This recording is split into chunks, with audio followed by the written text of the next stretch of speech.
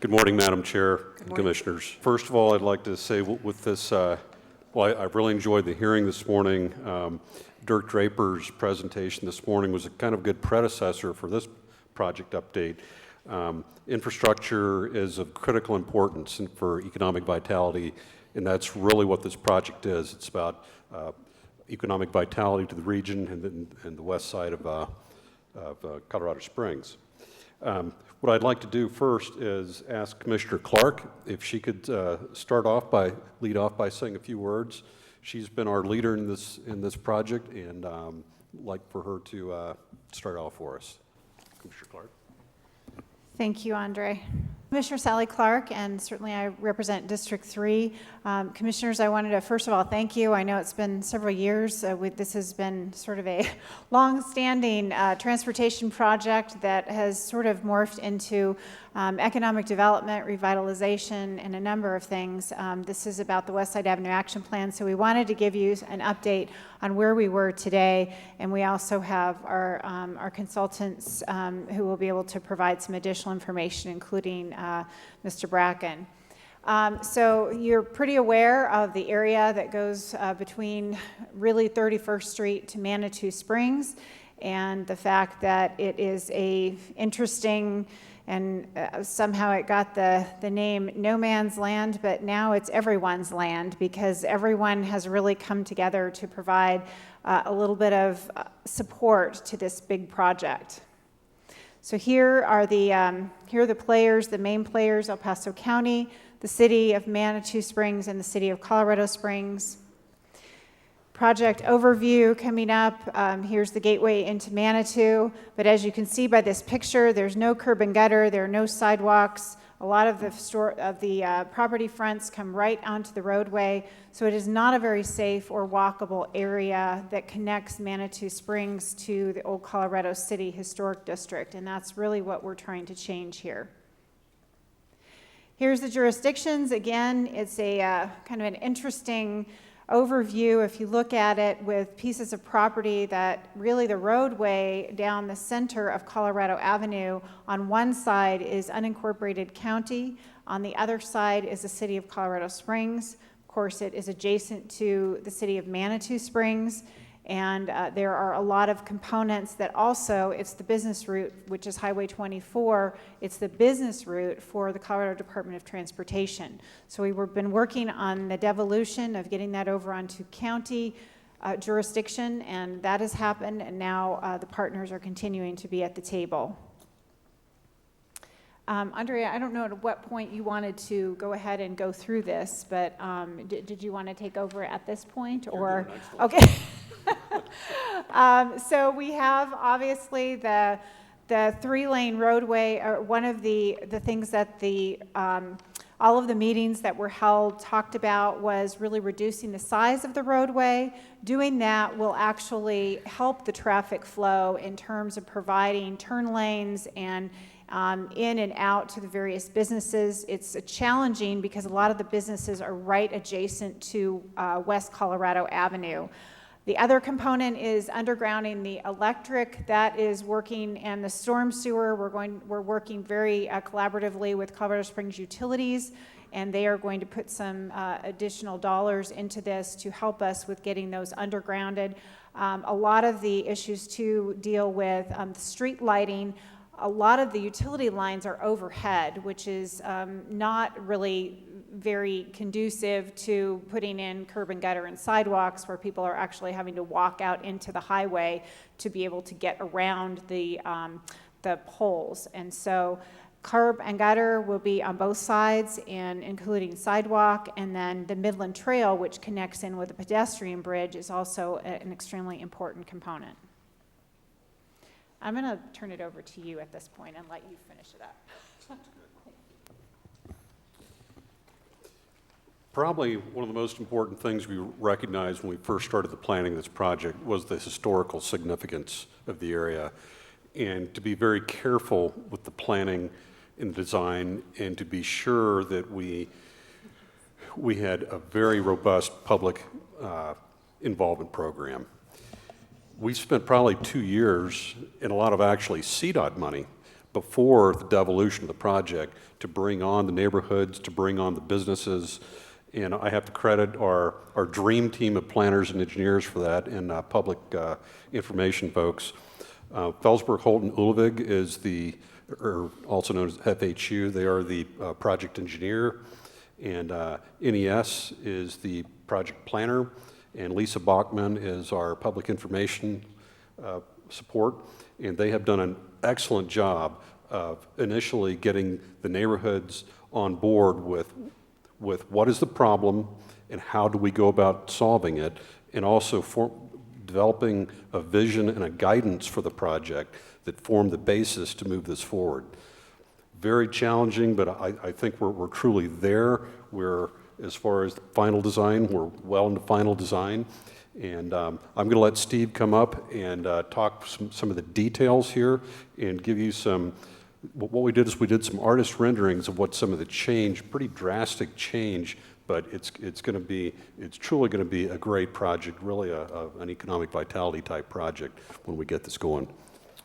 Steve Murray is our project manager with FHU, and I'll let him get into the details. Thanks, Andre. Steve Murray, project manager for FHU, and I can echo what Commissioner Clark and Andre Brackin have said.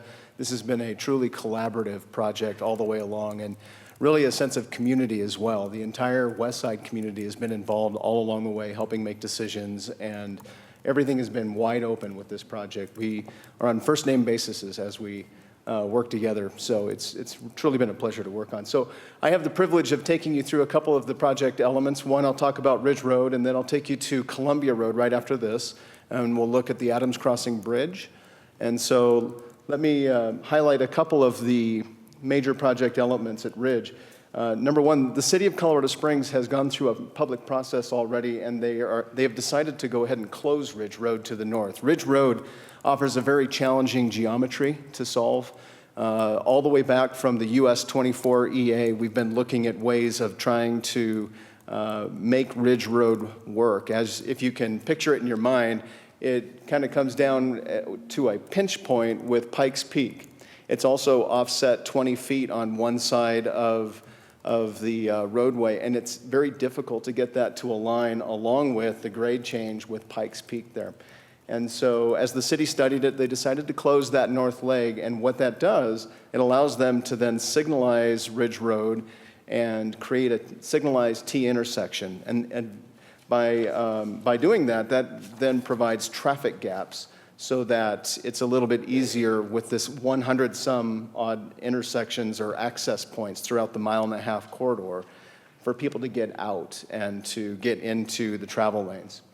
And so that will be occurring at Ridge Road. And what that does then is it creates an area that might be an area of opportunity for us, because to the north on Ridge Road you have the Garden of the Gods Park, and then to the south you have Red Rock, and then east and west you have two historic districts. And it becomes kind of a trail plaza as we're envisioning it, and that's what I'm going to show you next. So today, at this intersection, you can see kind of this old concrete sloped wall. This is a little bit dilapidated. The sidewalk is at a very steep angle as you're walking across, another area that is kind of dangerous to be walking through if you have any kind of ADA needs or a mother walking with a carrier of any kind. That's not an easy area to navigate. And then the piece that we're talking about closure is right here, right next to the Mecca Hotel. So the Mecca Hotel is located here. Pikes Peak comes down and pinches down right at this location. So the city is looking to close this piece of the roadway, and this is where we would like to transform that into a trail plaza. So in the next slide, as this transitions, you'll see that this sloped concrete wall transitions to a more landscaped entryway wall, and also you see then this trail plaza starting to develop. Now, what the trail plaza is an area where Mountain Metro can stop. We've developed a Q-jump lane. Now that the intersection is signalized, cars are going to be stacking up in the back, and so we've added an additional lane where Mountain Metro can then swing around that Q, pick up and drop off passengers. where they can get into our parks and our historic districts and enjoy the area, and plus with all the tourism that offers a good way around as well. And then the bus can continue along their way. They have a special light that allows them to then get ahead of the traffic queue and allows them to stay on schedule. They're very excited about the design. They like the idea. And most people that I've presented this to so far really likes this concept of the Trail Plaza, especially at this location because it's such an opportune spot. And so this is what we're looking at. We've talked to the Mecca Motel as well. The owners there think that it's a really unique and exciting idea with a couple of design specifications that meet some of their needs there. They're very much in favor of it. So moving on. Columbia Road is now just another 1,000 feet or so to the west from Ridge Road. And from Ridge Road to Columbia Road, the Midland Trail currently does not continue through. So this is a gap where there is no Midland Trail. So if you're riding the Midland Trail, you get up to Ridge Road and you wonder where in the world does the trail go from here. And so we will be connecting the Midland Trail from Ridge Road all the way up to Columbia. And one of the ways that we do that is by replacing the bridge right at Columbia Road. The bridge was built back in the 20s and 30s. And so it's well in need of replacement. There's a wall system that goes along that, also along Fountain Creek. All that infrastructure is being replaced with this project. And as you can imagine, there's not just a few utility impacts that go along with this. We're realigning 1,000 feet of Fountain Creek. And the reason for that is we've designed the bridge just to the north of the existing bridge. And if you know this area, this is right at the Garden of the Gods RV Resort. And there's a little spur road that comes off of Ridge Road. It used to be the old trolley line. Right at, apparently, the historic Adams Crossing area is where this old trolley line was. I think they had races there, and there was a store, and there was an actual General Adams that lived on the Garden of the Gods RV site. So there's some really cool history in this area. Well, the new road alignment will be realigned such that the new bridge can be built while it will be maintained on the existing bridge. So that will help us with phasing, but it also allows us to get the bridge up. So we're going to raise it 5 feet, and we'll double the width of the channel underneath the bridge in order to accommodate the 100-year flood. So let me advance the slide then to the creek. Today, existing Fountain Creek is about 30 feet wide with the Midland Trail to the north. And so with this project, this is the kind of widening that we're looking at. It's going to be a 60-foot wide channel, and then with the trail. And the roadway will also be raised within that area. And of course, what we'll try to design as natural of a channel and as stable of a channel going through with vegetation and all the different features there. Looking at the existing bridge today, it's a very skewed 30-foot wide structure, and this is where we're looking to raise that up an additional 5 feet and provide enough room to then bring the Midland Trail under the bridge so that you have a grade-separated crossing there, which City Parks, Chris Lieber is very excited about as well. So, and this is right at that historic Adams Crossing that we were talking about, and the community in one of our public meetings stood up and just asked, why can't we call this bridge Adams Crossing? And so that's what we're going to call it. So it'll have a historic reference. The bridge is called Adams Crossing. The area that I'm referring to is right here at Columbia. The little trolley spur road is right here. Today, you've got the 4-lane roadway going across the structure at about this location here. One side of the bridge, the north side is here, and then the south side is skewed and comes out on this side. This is the Sunflower Motel with the Rainbow Motel right next to it, and then the creek kind of follows this line of trees here. The property that I was talking about where General Adams was is the Garden of the Gods RV Resort, which is this area. So the intersection is very confusing. You have to navigate several lanes of traffic just to get out on Columbia Road. The existing bridge does not accommodate the 100-year, and so the changes that we're making to this project are pretty extensive. And so as I transition with this next slide, if you can keep your eye on the swimming pool, you'll kind of notice that the road shifts quite a bit to the north, and so I'll make that transition now. And so now the road is shifted to the north. It has raised up 5 feet. It has a new bridge. You can see now this new Midland Trail that comes down and under the new bridge and then climbs up and along the wall to then match the existing grade of Colorado Avenue and Manitou Avenue. The Manitou sign is right about in this area where the trail comes up.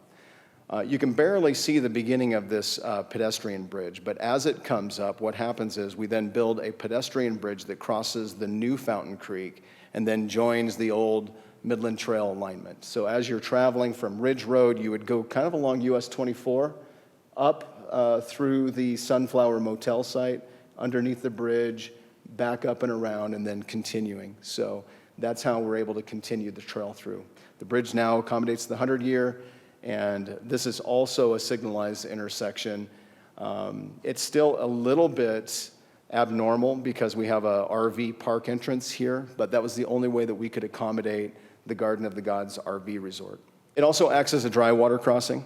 So if there was a major flood event, then we would close the trail where it goes under the bridge, and they would be able to take the pedestrian bridge up and then up to the street surface for safety. So the cross-section will no longer be a 4-lane roadway section. I won't get into all the details on how we arrived here, but we worked extensively with the community on this particular roadway section. It solves a number of different problems. It does accommodate the 2040 traffic. It's a 1-lane in each direction and a 2-way left turn lane. The 2-way left turn lane is very important because there's over 100 access points within this 1.5 miles, and what we found was there was a high number of rear-end accidents because people would have to stop in the through lane in order to get into one of the hotel businesses. While doing so, then a lot of rear-end accidents. So by providing this 2-way left turn lane, we're allowing traffic then to get out of that left through lane into a safe 2-way left turn lane and allowing traffic then to continue to flow. And so this will be very effective. You also notice in one of the earlier photos, there's no bike accommodation, there's really no sidewalk accommodations, and yet you see bicyclists using this corridor regularly, even though Pikes Peak is a designated bikeway.